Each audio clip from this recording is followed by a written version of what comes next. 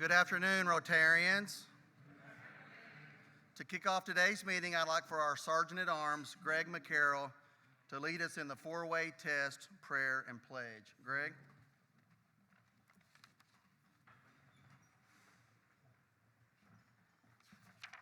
Thank you, President Peacock. Happy Tuesday to everyone. Please join me in the four-way test. Of the things we think, say, or do, is it the truth? Is it fair to all concerned? Will it build goodwill and better friendships?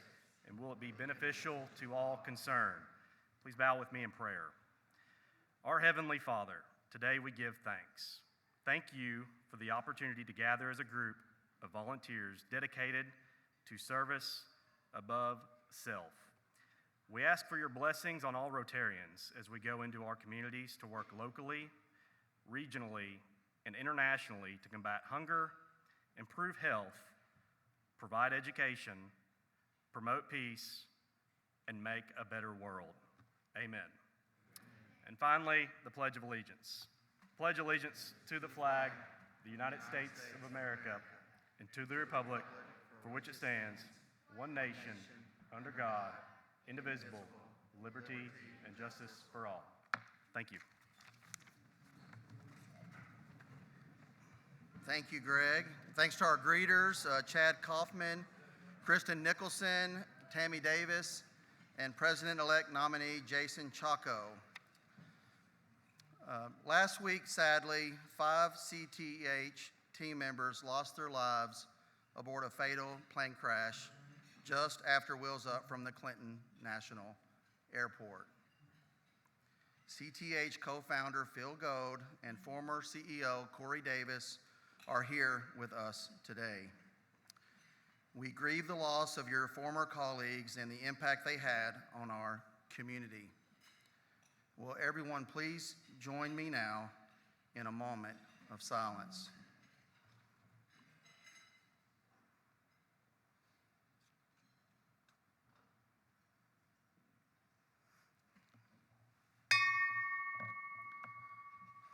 Thank you. Next, I'd like for Pam Smith to introduce our guests, and then Molly McNulty to introduce our newest member to Club 99. Pam?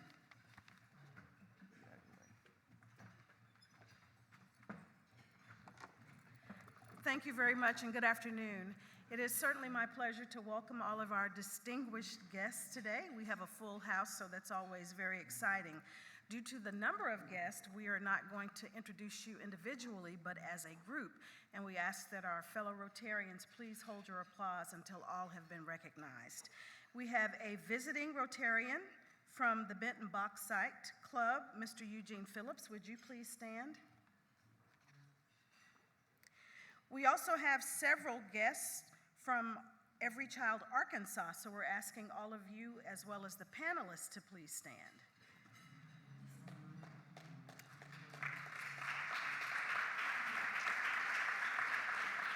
Please remain standing for one more moment, and then we're asking all of our special guests of Rotarians to please stand so we may acknowledge you. Now, let's give everyone a nice round of applause. Thank you very much for being here, and we hope you enjoy your day.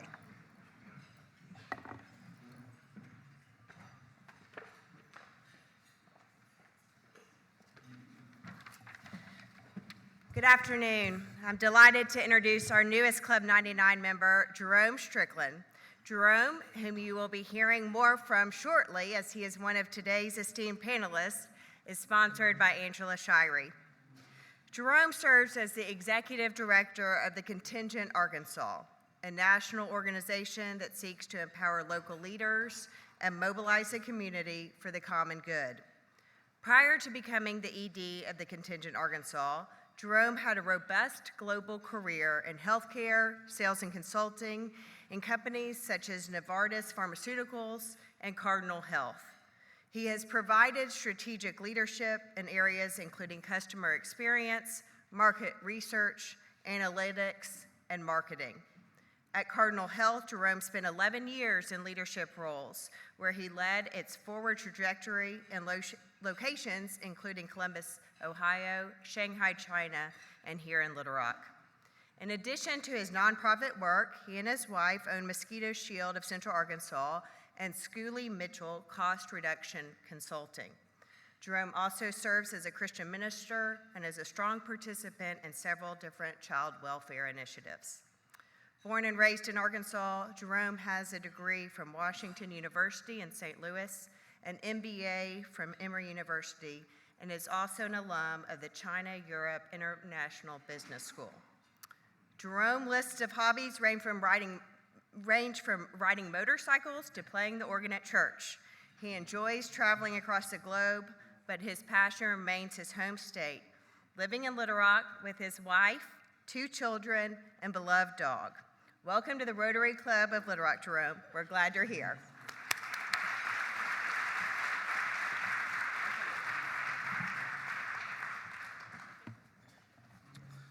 Thank you, Pam and Molly. Congrats, Jerome. Welcome to Club 99. And guess what? Our new member streak continues with 31 consecutive meetings, 8 straight months. That's unbelievable. Congratulate all of you guys. Jerome, you got us to 8 straight months. Thank you. All right, let's keep it going. And now I'd like for past President Elizabeth Small to make an important announcement about this year's Business and Professional Leader of the Year Award recipient. Elizabeth? We can clap for you. Oh, okay. So Denver gave me the podium, so I'm just going to do the history moment. I'm going to do, okay. But our history moment for us, in 1985, Club 99 awarded the first Business Leader Award. It was awarded to Whit and Jack Stevens. We continue this and recognize non-Rotarians for the service to the state and local communities. In 1992, Rotary's award went to Joe T. Ford. And now, 30 years later, Scott T. Ford will be awarded the 2022 Business and Professional Leader of the Year Award. Yes.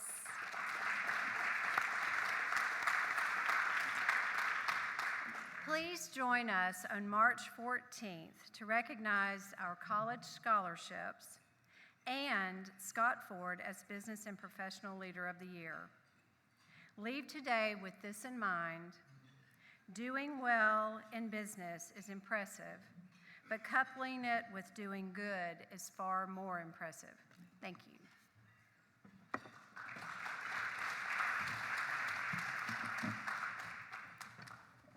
Thank you, Elizabeth. That's going to be an incredible program. As she said, Scott will join his father, Joe Ford, as only the second father-son duo to ever receive this award after Jack and Warren Stevens. That's pretty cool. Thank you, Terry Rasco, for the nomination. Thanks to Elizabeth and the entire committee, Christian O'Neill, Ashvin Vibacher, and others. I love this award's connection to our School of Business at UA Little Rock. It's something we should all and can be proud of, so please save the date for March 14th.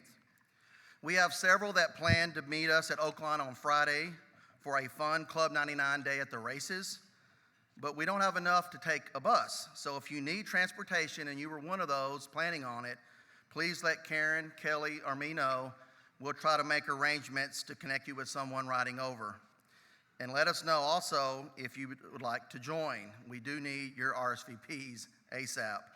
There may be a buffet charge depending on the size of the actual overall jockey club attendance, but if it's under a certain level, we'll find out tomorrow. We can order off the menu. So in any event, we look forward to a fun day at the races on Friday.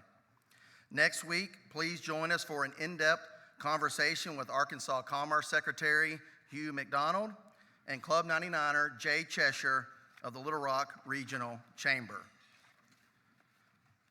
During our La Petite Roche Tricentennial, I will spend my year as president telling unique stories about our region's past 300 years.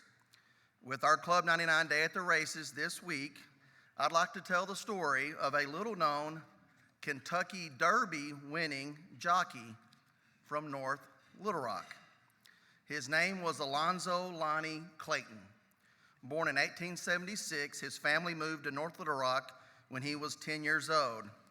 2 years later, at the age of 12, he would run away to join his brother in Chicago, who rode as a jockey for Lucky Baldwin. Clayton's first job at the stable was as an exercise boy, and at 14, 2 years later, he made his jockey debut in New Jersey and would go on to win the Jerome Stakes and the Champagne Stakes in New York. Like the Claytons, most of the jockeys back then were black. In 1892, the 15-year-old Clayton rode Azra to the wire, becoming the youngest jockey in history to win the Kentucky Derby. He rode in it 3 more times, twice getting second and another third. And in 1894, he won the riding title at Churchill Downs, and the following season, he won a whopping 144 races, finishing in the money 60% of the time. You could have made a lot of money that year. That same year, while living in Arkansas, he even won the Arkansas Derby at Clinton Park, the Little Rock Jockey Club's home track. A 1904 tornado through the area shut down the track, and the Arkansas Derby was later moved to Hot Springs, Oaklawn Park. Undoubtedly, Clayton often rode at Clinton Park, which sat roughly where Adams Field and now the Clinton National Airport was later built. Did you know that, Shane? Clayton was destined to be one of the best the sport has ever seen, but 3 events relegated him to racing obscurity. First, as a black man, when racism raised its ugly head in the thoroughbred racing industry, as stable owners felt the social pressure to favor white jockeys over black ones. Second, in 1901, during his last big-time appearance, he was arrested for allegedly fixing a race. And third, although he attempted a few comebacks in the following years, a national wave of anti-gambling sentiment swept the country, shutting down tracks across the country, including those in Arkansas, likely ending his career. Clayton's family moved to California in 1899, where he spent his last years working as a hotel bellhop. He died of tuberculosis at age 41, just a few years before horse racing's big comeback in the roaring 20s. Yet, he leaves behind a lasting legacy in Arkansas. Not only was he inducted into the Arkansas Sports Hall of Fame in 2012, his original family home is still standing. The Engelberger House at 2105 North Maple, named after the Swiss businessman who later bought it. Placed on the National Historic Register in 1990 and described as the finest home north of the river, its high Queen Anne architecture joins the Baker House as the only 2 remaining Argenta homes in that style. There was some speculation of whether he actually had built a home in the area, but later historians found in pencil in the attic of this old home are his name, the names of his brothers and sisters, Mama and Papa Clayton, the drawing of a jockey under which is written Ragtime Jimmy, the date 1899, and one final word, a simple goodbye. Could that have been the farewell sign-off of Alonzo Lonnie Clayton, one of the best superstars in American thoroughbred racing history? Probably so. And that's our Illuminating the Rock story for this week. Next, Shane Carter will introduce today's special program. Shane? Thank you. Thank you, President Peacock, and good afternoon, everyone. As a former foster child and an adoptee, today's program is very important to me, and I certainly join with our group here and all of you in desiring a world where there are more than enough homes for every child in need. So today we have the distinct honor in our club of focusing on a program on this very topic. So you've seen their bios in the newsletter, so for the sake of time, we'll skip past a lot of that information and let our guests talk about their backgrounds. But I want Lori Courier and our newest member here in the club, Jerome Strickland, to present details of this morning's announcement, a very special announcement with our governor concerning Every Child Arkansas. And then after we hear from them, we're very excited this morning to have panelist Judge Joyce Warren, who's with us, Paul Chapman, Miska Martin, and moderator Paul Goad will follow. So Lori and Jerome, thank you for being here, and the floor is yours.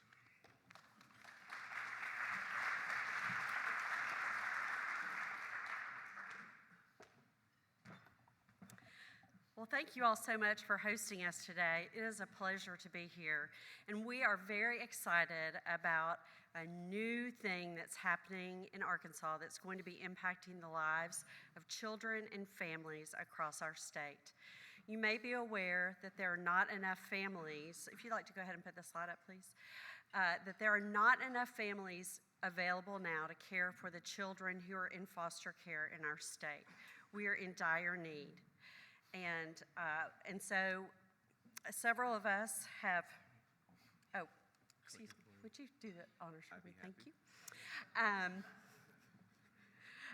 So we are on a mission through Every Child Arkansas. We are on a mission to change that, because if there's anything that needs to be changed, it's that. All of the partners of ECA have come together to work together. Novel idea, right? Collaboration doesn't happen easily, doesn't happen often, but in this particular situation, it's going very well, and we're excited about what's about to take place. Today, we're launching the Every Child Arkansas initiative. We've been with the governor this morning, and she's made an announcement about that, and then we're honored to be here today. Very excited about what's happening. So, I'd like to share a little bit. Next slide, please. Jerome? These are the organizations that are represented in this incredible network and this collaborative effort to raise more than enough families and more than enough resources. Let's hit the next one too. More than enough resources, so here's our vision: more than enough for children and families before, during, and beyond foster care in every county in our state. 75 counties, every county has a population of foster children, every county needs a population of foster families to go with that. Let's go to the next slide. Here are our goals. We would like to have more than enough foster and kinship families so that every child can have an ideal placement. An ideal placement is either with relatives and also in their home county. That's what we're calling an ideal placement. It really eases children's minds when they go into a relative placement because it's just familiar to them. Adoptive families for every waiting child. Currently we have 250 or so waiting children waiting for adoption. Help for biological families to reunify. Ultimately, this is what we'd like to accomplish because we'd like to create healthy families who can also serve in their own communities when they become that way. And then wraparound support from advocates, from churches, from members of the community to wrap around these children and the families that are caring for them while they're in foster care, and then their biological families when they're reunited. So the question is why? Why are we doing this? We're doing this because children need families. I'm going to give you an example. I know this gentleman, his name is Jerry. And when Jerry was 2 years old, he was brought into foster care with his 3 older brothers and infant sister.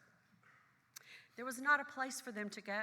There was no family who could take all 5 children into their homes, and so guess what? They got split up.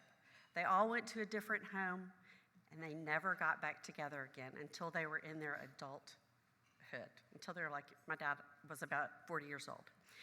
So Jerry moved around from facility to facility until finally he was taken into a foster home that was much older parents. He was there by himself. The beauty of that placement was that they could pour their lives into him. They could teach him the things that he didn't know. They could like reading, support him in school, make sure he had food on the table and clothes on his back, love him like their own. And that really made an impact on this young man's life. When he was in that facility I told you about, he got really sick and he had to go to the infirmary. And because of the care that he received in that infirmary at the facility, he decided he wanted to be a doctor. And that was a dream that his foster family nurtured. Eventually, this young man was adopted at the age of 15. After living in a foster home for so many years, he was finally adopted forever, and that was a grand day. Well, this young man, he grew up and he became the doctor that he wanted to become. And he was the very first interventional radiologist in the state of Arkansas and practiced at St. Vincent's Infirmary. Giant leap from being an abandoned 2-year-old to being an interventional radiologist. Pretty cool situation. But that would not have happened if it hadn't been for the love and support of a family. Foster care, foster parents, people who support foster parents, people who support biological families, these people are game changers. They're life changers. This is important for one reason. Often in foster care, we experience generational cycles of foster care. Kids are taken into foster care, they grow up, then their kids are taken into foster care.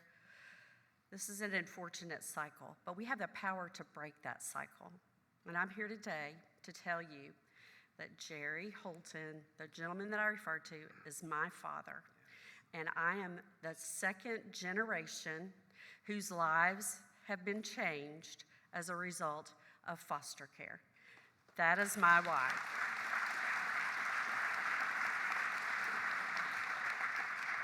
I'm going to ask you today to join me in this community to really do what you can, and we know that everyone can do something to impact the lives of children in foster care right here in your home community. So let's find a way to connect you to the right place to serve and to care for children in the foster care space. And I'd like to introduce Jerome. Thank you, Laurie. I appreciate that. I'm gonna go. Oh, okay. Sure. Thanks, son. They told me I could invite my children, so forgive me. He's 7. I'll share that most people have a heart for the story that Laurie just shared. Very passionate. It's amazing. There's no one here that would say, I don't like fostering or adoption. But I'll briefly share with you one principle that the contingent brings that I think really applies and brings this whole wonderful initiative to life. And that's this. Everybody's busy. However, despite how busy we are, Amazon packages still show up at my house. Is that right, honey? Amazon packages show up at my house. Why? Because they're brilliant at the advertising, at all the pings and recommended sales and buys that you get on your phone and your computer, and the amount of specificity they deliver in their marketing. So the digital campaigns are very mature. And so that's what the contingent brings in a very compassionate way to this topic. And as you can see here, I briefly am sharing part of the process that's on the screen. But regardless of that, I'm just going to say what the contingent does is they built a tool or a muscle that they're very good at mobilizing communities and convincing and encouraging people to care about the issue that you care about. So when they deployed this muscle, this mechanism in the state of Oregon, they were fortunate, and you can see the data here, over the course of 5 years of passionately recruiting families there through digital strategies and some ground game, 8,200 more or less foster and adoptive inquiries came through the system. And over 32,000 volunteers were mobilized. Essentially, the state, DHS there, said, would you all take over the recruitment for the state to bring families so that we can work with them and see who fits in certain pockets and who doesn't. And that's what this whole movement of 27 plus entities that were shared earlier, they were already doing incredible work. The state has changed, such as the reunification rate all the way up to 43% and rising. There was already great work occurring, but how do you bring it all together and make sure it echoes and stays in front of people in ways that are impactful? And this is what we're all doing together starting today. Everychildarkansas.org is the one place anyone can go to learn about how I may get involved, as little as sharing a meal or as far as becoming a foster or adoptive parent or family. So with that, I'm going to bring on the amazing panel that will take us a bit further. If you would come to the stage, and on the background, I want to make sure you all see the website, and you have little show-up cards on your table. And always remember, this movement is a network. It's a coalition of groups that have all aligned in a collective impact manner to affect change. So look forward to the panel. Dr. Phil?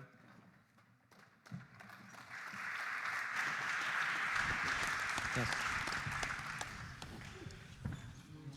Well, I want to thank everybody for that great introduction. And I have to admit, Denver and those of you, this is the first time I heard about the 4T question. Did I get it right?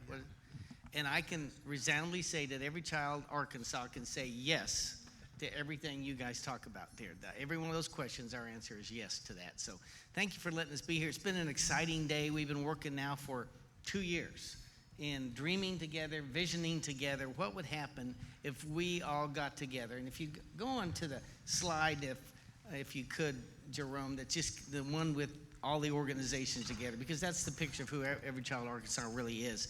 We said, what if we could work together, collaborate together for children and families around our state? These organizations have not come to be just because of what we're doing. They were there working together, fighting in the trenches for a very long time, and we said, the needs are great, we can do it better together. So that's why we have come. I've been so blessed to transition from my career in doing disaster recovery and response, and my partners here with Corey. This has been quite a time for us to go from, I do have the platforms. I have a new little grandson that came last Tuesday, beautiful little boy. The next day we lost 5 of our employees in the crash that you all heard about. Today we're launching this brand new effort, and this evening we're remembering those whose lives were lost. So life comes and goes, doesn't it? But we came here for the purpose of joining together to see if we can make a difference for children and families in our country. And we have a distinguished panel here who've been in this battle for a very long time, longer than I have. And we're so excited we could be here together. In fact, Misha Martin, who has been for many years the director of the Division of Children and Family Services, now Deputy Director for Department of Human Services, has been leading the charge with this. We were talking today, just November of 2021, we came together and she shared very openly what the needs are in this state and how could we come together and respond. So, Misha, I just wonder if you could just let us know a little bit from your perspective. You've been on the front lines about the state of foster care in Arkansas here. Thank you, Dr. Goad, and thank you all for giving me the opportunity to be here. It's been an honor to serve at Children and Family Services for the last 7 years, and typically when I'm out and about, I do talk about what the state looks like. So there's 4,162 children in foster care, and many people don't recognize, but Children and Family Services serves many more children in their home than they actually do in foster care. Last year alone, we served over 12,000 children, trying to ensure that those children can safely remain with their biological family and that we can offer services. But since you all are mostly from Pulaski County, I want to give you a little bit of a picture of what your community looks like. And just to be very frank, Pulaski County is the county in which we have the most struggles in across this state. It is a county that is a great county. I live here myself, and I call it home. But frankly, we have struggled over the last 3 to 4 years. We were struggling before the pandemic hit, and the pandemic hit, which led to a real workforce crisis. And when you have a workforce crisis, you also have problems working cases. And so our team in Pulaski County has seen a significant increase of children in foster care, and today we have just a little over 600 children in foster care. Over 300 of those children are placed out of county, which makes it harder to serve those children. It makes it harder for them to remain in their schools. And I look over here to my left because Judge Warren can talk all about that as serving in Pulaski County and knowing how important that is for our youth to maintain stability in their education. Only 183 of those children are placed with relatives. Now, while we really want to serve relatives, it's a big deal for a relative to step in and take 3, 4, 5 children. They need that community support. It's so easy to say, well, why didn't you just step up and take care of your kids? But can you imagine? I mean, maybe many of you financially can do it, but think about somebody in your church or locally. Like if you were asked as an aunt, uncle to take in 3, 4, 5 children without support, that would be very difficult. So there's a lot of work to do in Pulaski County to ensure that our children are in family settings. But let me back up. We need to ensure that our children are safely with their family, whether it's their biological family, and that takes community. Make sure that they're with their relatives is safe and appropriate, and that takes community support.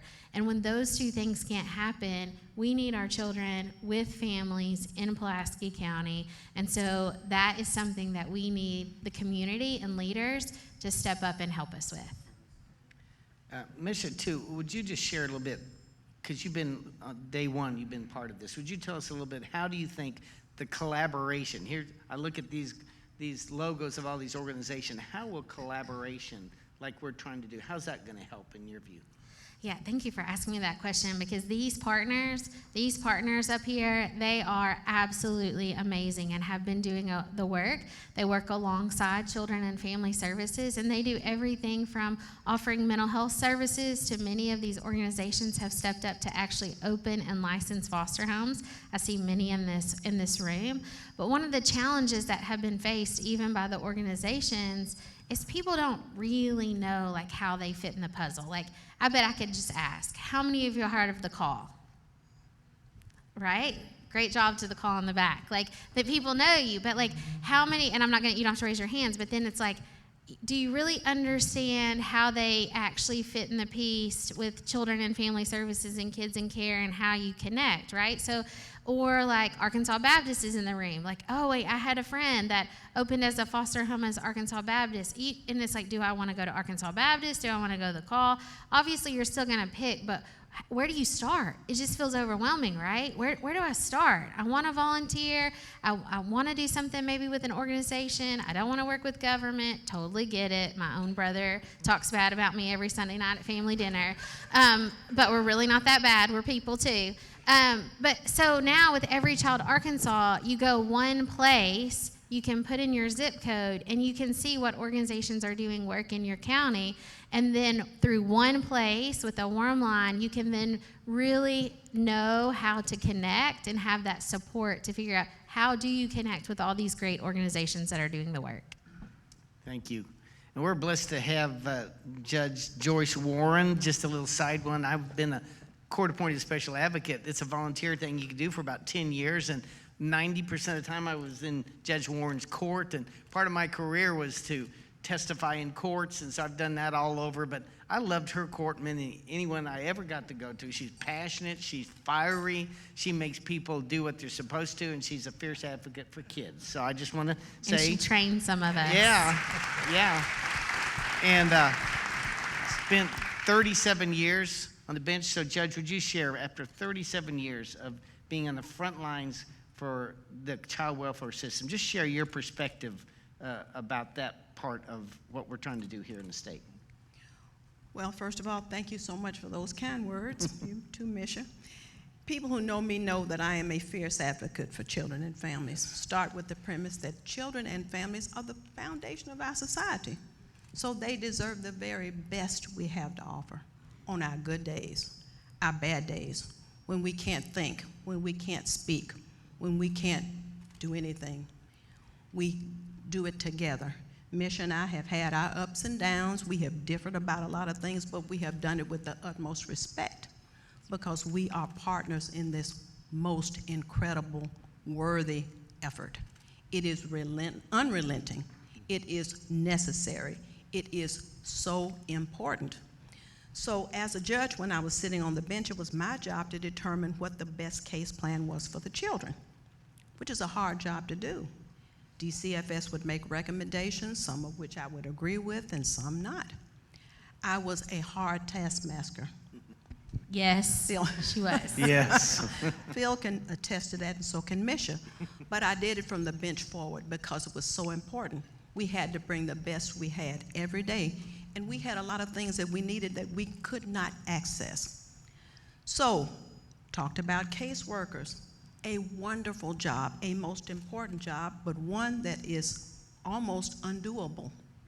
But the good thing about it is we had some good caseworkers who did what they could. I would often say it's like fighting a lion with a toothpick, because it's so bad sometimes. The trauma, I saw so much trauma in the courtroom. I had secondary trauma. Misha had secondary trauma. Phil had secondary trauma. Parents had some primary and secondary trauma, and think about what that did for the children. So we needed many resources that were not available. When you have a parent who is re-entering the community after having been incarcerated, and they need homes, they need services, mental health services, they need food, they need companionship from people who can walk this walk with them and hold their hands and tell them, this is hard, but you can do it. We believe in you. You have to be a cheerleader, but you have to be a realistic cheerleader. And I saw Misha doing that. I saw caseworkers doing that. We did the best we could with what we had, but we knew we needed more. So this is kind of like a dream come true for me, because I've been preaching this for a long time. Why can't we get more foster parents? Misha, why can't you do better? Why can't we do that? They had people whose jobs it was to recruit foster parents, but you have to recruit the right ones and you have to retain them. That takes a lot of energy, a lot of effort. And when you get one leg of the chair kind of shored up, the other 3 or 4, or how many you have fall down. And I would say, if you have to hold up the tent with 10 people and you only have 4 people, the tent still has to be held up, because these parents deserve the best. Think of this, every child is our child, and that's how I approached it from the bench. When I made a mistake, I would acknowledge it. Misha would call me on it. I would call DHS on it. It was my job to determine whether people were doing what they should to get children back home safely and permanently if they could. If that could not be the appropriate plan for that child, then to find adoptive homes. And so it's so much need, and I saw that. I saw trauma from DHS's perspective, trauma from children's perspective, trauma from everybody's perspective. And so the thing that I really want to bring home is we can do this. It takes all of us, but it is a job that can be accomplished. I strove for perfection, knowing that that would never happen. But if we don't do our best every day for every child and every family that we touch, we're not doing what we need to do. Thank you, Judge. I appreciate that very much. I'm going to direct a question to my friend Paul here, but I'm going to start off with a confession to all of you guys and all of you. I became a CASA about 10 years ago, and my thinking was that the parents whose children are removed, who for whatever reasons abused or neglected their children, they're just kind of bad people, and I just had a negative feeling about that. I'm sorry, but that's the way it was. But over the years, I've come to see that's different. I've gotten to know them better, and also part of that too is I've gotten to know what the kinds of things that Restore Hope and 100 Families is doing to transform how we deal and support biological families. It's redemptive at its core, and it's making a huge difference. And so, Paul, I just want to ask you, maybe if you could share your perspective about y'all's approach to the biological family. Sometimes they're left out. We're all in for the kids. We're supporting the kids, but how do we support the bio families? And you guys, I'm not going to call it the secret sauce, but it's close. It's been proven and true. And so just share with us about your perspective about what y'all are doing to support biological families. Thanks, Phil and Misha and Judge Warren. Everything you said is just kind of rolling back over me. I've been involved in volunteering and then paid to do good now for about 17 years. All of that either being reentry, preparing folks to get out and hopefully stay out in foster care and child welfare, education, And we made a lot of grants. And so one of the things that we saw was that while we could help people and we were making grants to wonderful organizations that were helping people, the system didn't change. Because of what you said, Judge Warren, is there's so much that's needed. There's no one organization or two organizations that can provide the help for a family who's in deep crisis. But the help is actually here in Pulaski County. It's in the larger communities. The help is already here. So the problem is not that the help's not here. It's the complexity of managing and sequencing the help at the right time for the right person so that we can all be on the same page. And so we launched about 7 years ago, we launched Restore Hope Arkansas, and we started in Fort Smith because they had the highest percent of children in foster care anywhere in Arkansas, and I'd put them top 10 in the nation at the time. 1 in 34 children in Sebastian County were in foster care. And so we went there working with the community, trying to align that help and to get that communication to take place. And it really turned when we brought in a technology platform, a collaborative case management platform. And what we saw was reunification rates. So if we take a child into foster care in Arkansas, they're probably not going home. 43% of the time does that child go back to their family of origin, although the state and the judges all determine that reunification is the goal. So we want the child back home, but it usually doesn't happen given the complexity of the problems that that person or that family is facing and the activities that they have to go through to be able to remedy the situation in a year. And so once we started that partnership with DCFS and the courts and the community providers, that very first year, every parent that chose to work with the community in that new way, with DCFS and other providers, reunification rates were over 80%. And so just by being able to sequence the help that exists in the communities, you're able to go from 43% to over 80%. 6 different communities last year used this model and served many, many families with child welfare cases or about to have child welfare cases. And with those that had removals into foster care, we saw that reunification for all of those families was above 70%. It was 90% if you included that the permanency decision was with a relative. And so that's a way to actually make the existing systems more efficient within their individual organizations. Yeah, thank you, Paul. Appreciate it. Let me direct a question to really any one of you three, because you've all been doing this for a long time. What do you see different about what we're trying to do, what we're launching today, than what has been tried before or done before? Could any one of y'all share your perspective on that?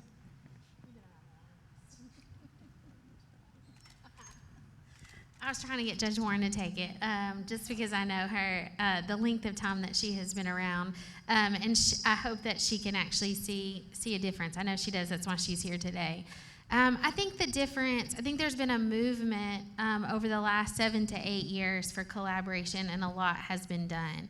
I think the difference now, not only is our collaboration stronger with our partners, and that our values are more aligned and our outcomes and measuring those outcomes are aligned in a way that they haven't been before, but we also have the technology support from the contingent. We haven't spent a lot of time talking about that, but that technology piece and thinking about it innovatively, like what you may be hearing is it's just a website. It's way more cool than just a website, but the technology and the innovation around the collaboration is new and will help us hopefully target communities in a more localized way. I think we've always done it from a we are in crisis and here is the state approach, even though to credit to the partners who've been in the local churches and the local communities, I think as a system, we still have not really got to the right individuals, and I hope that using technology will be a game changer for us. Yeah. That's what hit me when I heard about it too. It is a different way of doing things. And that's what the beauty about this is. You keep trying to reach a goal or more than one goal and you don't reach it. But does that make you stop? I hope not. You keep going. And this is kind of a perfect storm. Things align, sometimes not when we want them to, because it can never be enough for me to see children and families reach their full potential and start with any problems before kids into foster care. I'm a firm believer that you need to start in utero, actually, before people conceive and have children. but you have to face what's coming, and it's cyclical. Foster care ebbs and flows, the number of people who come and the number of people who don't. And it's sad to say, but that's what happens. But you deal with it as it comes. So I think this is a perfect way of aligning the possibility of everybody being included, because this is something that I harp on all the time. Nothing is more precious than our children and families. And when you don't do what you need to do for a child, and all of these are our children, you are condemning that child to a life of missed possibility and potential. And I think that's the word that I use so much in court. It's unconscionable. Thank you, thank you. I want to just add one more thing too about what we've been blessed with here in our state by our friends from Oregon.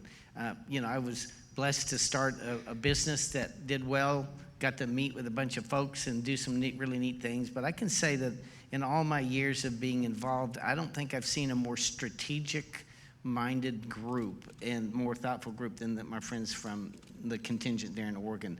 That when they began to lay out what they were doing, this is like well over a year ago, it just was so powerful to know what they're trying to do.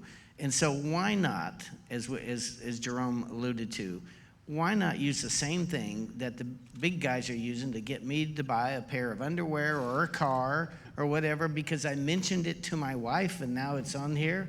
Why not use that same technology to go find people who will say yes and bring children into their homes? And it started today. And many of you are likely to start hearing about this because you open your phone up and you're going to hear about foster care. And these guys have a strategic-minded approach, agile technology, and completely reimagining what we're doing, and it is going to change everything in this state and beyond. We're the first state they've come to, and we haven't mentioned it yet, but we are going to be the first state that reaches more than enough for children and families before, during, and beyond foster care in every county. We're going to be the first ones in the country to do that, and so we're just very excited. I want to give y'all some chances to ask some questions, but before I do that, I know you're all thinking, well, how could I get involved? I could hear you thinking that. So here, I know you want to get involved. So first of all, you have a card on your desk. It's got a QR code on it. Just take a look at that. You know what to do. That happens everywhere. That'll direct you, I think, to the everychildarkansas.org website. Go get your mind blown and look at this. And we have an asset mapping of the entire state. You go in and put where you're from, what zip code, and it's going to tell you what's available there to foster, to volunteer, based on where you live. And it's going to be evolving over time. It's going to tell stories. It's going to elevate kids and families and organizations. It's going to change everything. So you could do that. I'd also ask you guys as leaders in our community to think about a couple things. Could you help spread the word in your companies, in your churches, in your communities? Could you tell them, hey, there's something real happening here. Would you take a look? Could you volunteer your time? Think about that. If you're looking for something that you could do to help volunteer your time through this, can you support in a financial way or in-kind donations? By that, you guys know what I mean by that. We have folks that are giving their time to help do technology solutions in our state, developing dashboards for Restore Hope's work. There's all kinds of things you could do. And could you become an Every Child Arkansas supporting member? We have a couple types of memberships. The supporting member, there's an agreement that we have that basically says, I like what you're doing, I agree with it, and I'll do my part. It's that simple. Could you do that? So that's what we're asking you today. You can be part of us. We are everything together. Everyone who's interested, we've joined together to do this. So I want to thank all of you for letting us be here today, and share with you what we're real excited about. So let me open it up, if I could, for questions. We have till like 1 o'clock, is that our time? So we got some minutes. Does anybody have some questions you'd like to ask this panel? Yes.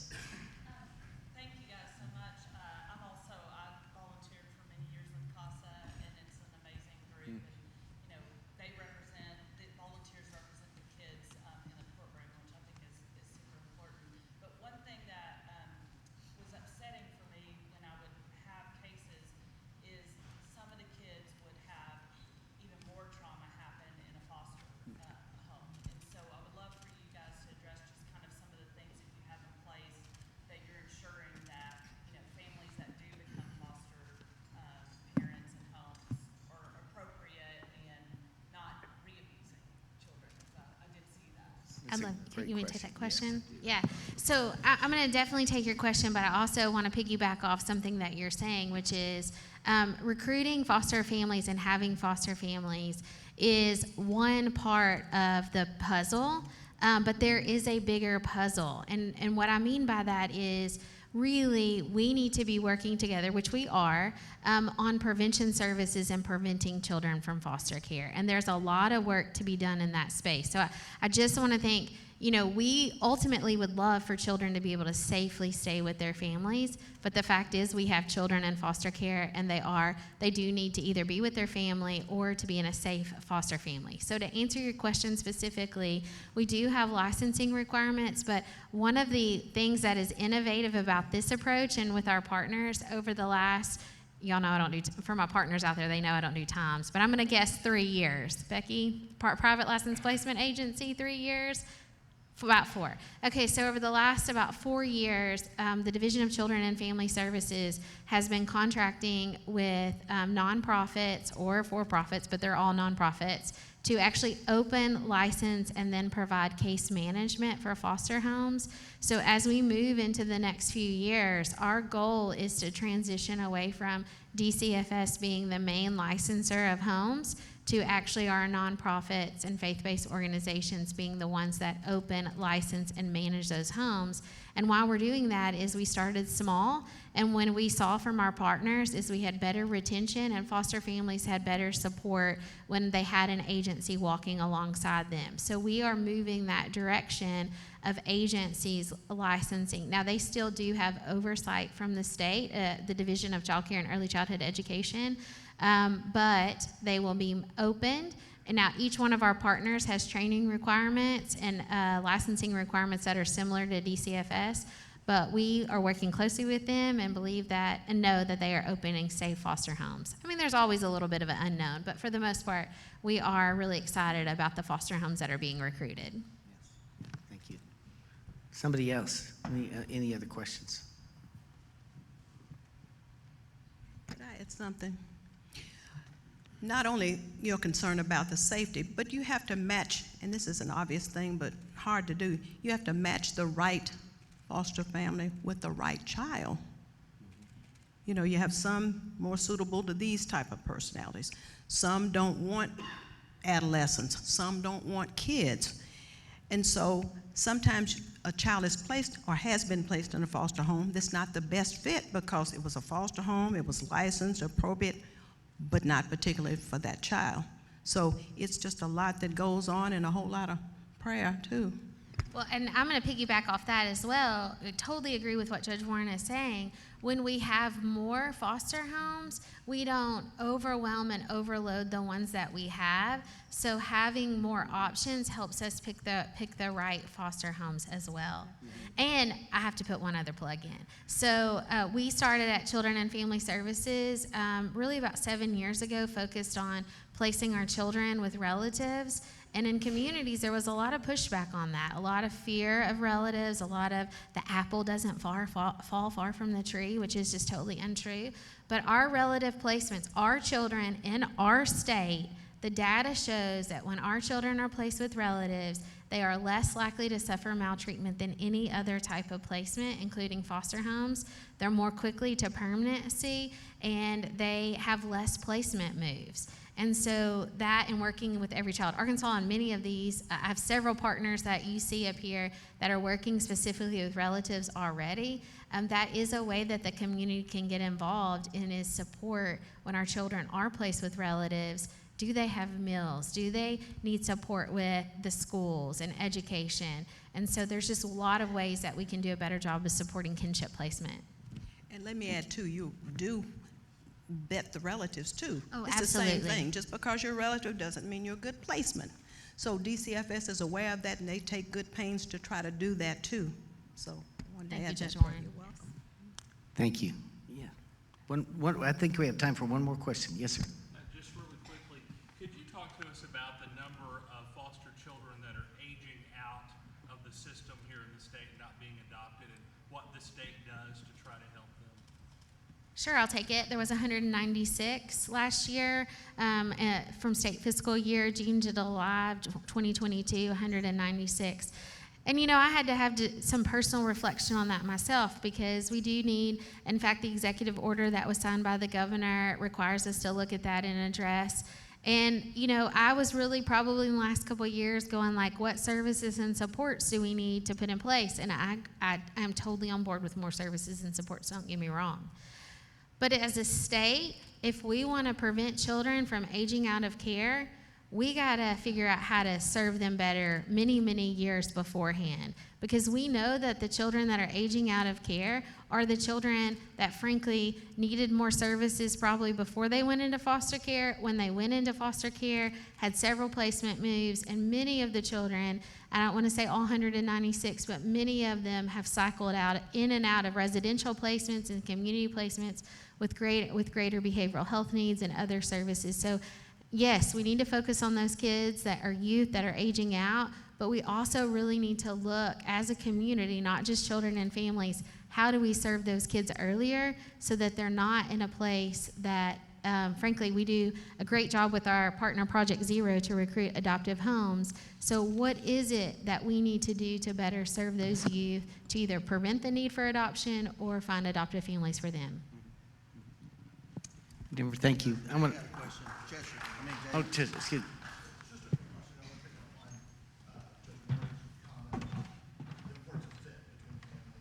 I'm sorry, I cannot hear you. The importance of the fit between children and families. Yes. And I certainly applaud everything that's going on, but I certainly see the place of faith-based institutions in this effort. But as a gay man, this does feel potentially exclusionary for certain folks who might have a care for working with children when there is a heavy emphasis I'll take on it. faith-based You want me to take it? Well, Inclusive?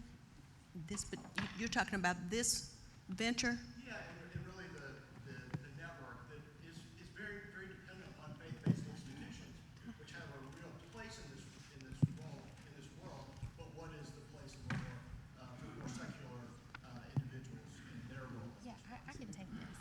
I mean, so these are our community partners that are traditionally in the work, but Every Child Arkansas, both DCFS and the Every Child Arkansas executive leadership is not exclusionary. So already in Arkansas, there are a lot of faith-based partners who came to the table, but we know that our children need to be served. So there wasn't, to my knowledge, and if you know something that I don't know, there hasn't been we're excluding people, but this is who has showed up. And frankly, a lot of the nonprofits currently are faith-based partners, but we know that we're open at DCFS. We are open to working with whoever comes to the table with a viable plan to support our children. Yeah, and I appreciate that question. It's a good question. Our goal is to support any family, any individual who takes children into care, and any child that's in care, we will provide support and help, regardless of the background of the families. If you meet the requirements to be a foster family, our network is going to help you.